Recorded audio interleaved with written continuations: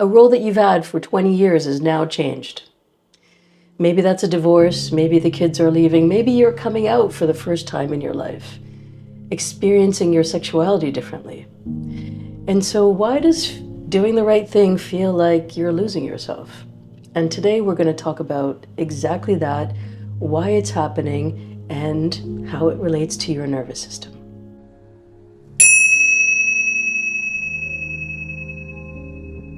But first, my name is Salimah. I'm a yoga therapist. Thank you so much for being here. Whether you found me here on YouTube for Kundalini Yoga or you've seen parts of my work on Instagram and TikTok, I'm so glad you're here because this is where we start to do the learning together. We start to look at the stage of life that we're in and we use Kundalini Yoga to support the nervous system so that we can move to the next chapter. You're in the right place. Today we're talking all about big life changes and why they hit so hard. So first and foremost, our nervous system orients itself around the roles and responsibilities that we have. Here is why big life changes hit so hard. First and foremost, our nervous system organizes itself around our roles and our responsibilities. Those are anchors in our life. How we relate to other people, the habits we form around their comings and goings, what we need to do for work, what our responsibilities are. Just think about all the places you show up because you have a certain role. And all of that becomes part of what our personality adapts to. Our bodies adapt to that too. And when these anchors shift, whether there's a divorce or your kids are leaving, your career's changed, you're relocated, you're coming out for the first time, your body can experience all of this as a threat to your safety. Even though that's what you needed, even though that's what you might have wanted, even though that might have been the next logical step in the process, it still feels scary because our bodies are now orienting without an anchor. And that's where we start to experience a lot of different kinds of emotion. Grief, anxiety, resentment, hypervigilance, all of these different frameworks are not signs that you're broken. In fact, they are signs that everything is going the way that it needs to. Your body is adapting and responding to life that is being presented to you. Remember that we talked about a nervous system that is healthy will show us presence, here in the actual moment, flexible, responding to different states, and coherent. It is responding to what's happening. And that is a sign that everything is working, whether you like it or not. And I know, I've been there. It's very difficult to accept that this is what's happening. And there is incredibly important and vital information that you can work with.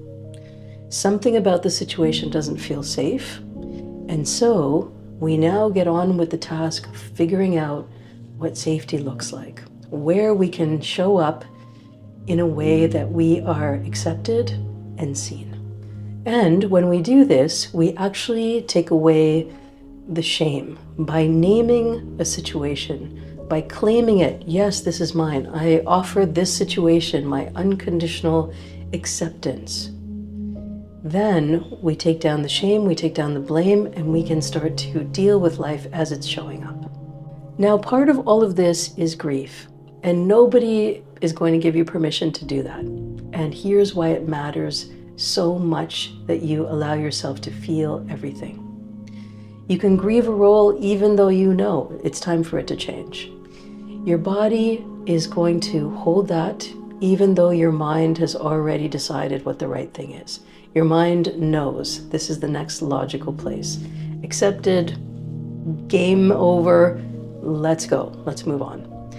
And unprocessed grief sits in the body, in the nervous system, and it shows up as impatience. It shows up as overgiving. It shows up as freeze. I don't know what to do. I can't get out of bed. I can't brush my teeth. I can't do anything. It shows up as a fight response, feeling angry and impatient about everything, running away from situations, not making decisions, and then fawning. And all of that shows up, and it is a clue, an indicator that there's grief in the body, and this needs to be witnessed. So I've said it a lot so far, and it's really important to come back into the body because some of that might have been really triggering. Some of that might have been new information at this particular point in time. And so let's take care of that with a short technique, okay? So take your hands now and bring them to opposite sides. And here we want to just tap. So alternate hands on alternate sides of your body. And this is bilateral stimulation. What it's doing is bringing both hemispheres of your brain back online. And it is creating a little bit of a gap between all that you're feeling, all that you're sensing, and giving you a little bit more space to think about it, to process it, and to allow it to surface in your body. Last few seconds. And when we're thinking about grief, it's okay to allow ourselves to feel the end of a role, the end of a responsibility, and to give ourselves space to actually witness it. Good. Take a deep inhale now. And exhale. Relax your hands down. Notice how you feel. And remember, you can do this for as long as you need to. We did that for about 30 seconds. And you may have felt a settling. You may have felt like, okay, I've used that technique to witness myself. And that's a really powerful place to be. Now, if you like that technique and you want to learn more, there is a whole course, a community, and coaching that I offer through my program called Harmony Within. All the links are below, and we'd love for you to join us. We are a group of women doing all this work together because we don't have to do it alone. And when we do it together, we go much further. So let's talk now about building a new baseline. You're not lost. You're in this recalibration period. And here's what that actually means.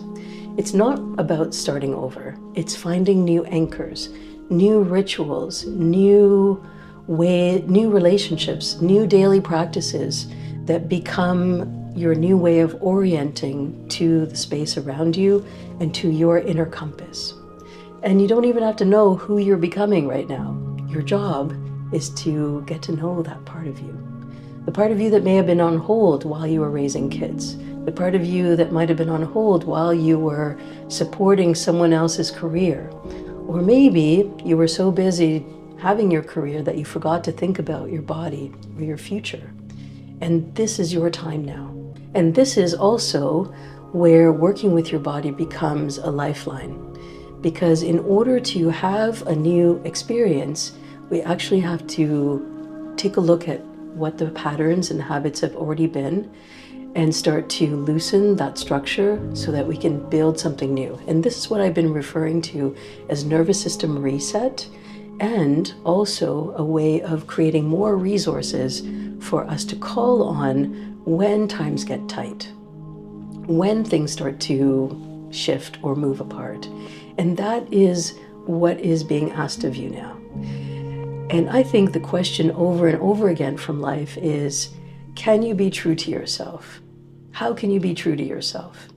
So when we're overgiving at work, trading our values for security in terms of a paycheck, how are we choosing ourselves? When we're in relationship with each other and we self-abandon in order to keep someone else happy, when do we choose ourselves? How do we choose ourselves? In relation to family, what are we willing to do to uphold our own sense of security, safety, without betraying everybody else? How do we do that? And I think that all these pivot points are really about landing here, understanding the connection between our body, our mind, our spirit, and understanding that there is so much more life in front of us. So if this is resonating and you learned something here, please hit the like button, hit the share button, share this with all the other women in your life who you know needs to hear this message. You're not alone. There is so much life happening around you that is exactly this. So I invite you to come into Harmony Within. Let's do this work together. You don't have to do it alone. It's a membership program. You can join it anytime. There are tons of videos that you can walk through, you can step through, practice with, in order to feel more resourced, a community of women to gather with online, and a time to dedicate to your own well-being and your next steps. All the links are below, and recalibration is much easier with community. That is a full stop. In the last video of this series, we're talking about something that hardly ever gets enough airtime, and that is perimenopause and menopause. So regardless of how old you are going to eventually get there if you have a woman's body. Specifically, if you're in your late 30s, 40s, 50s, and beyond, this is a really vital topic, because thinking about menopause and how your body changes has a lot to do with your nervous system, but also the kind of space you get to take up in your life. Thank you very much for joining. My name is Salimah, yoga therapist. See you next time.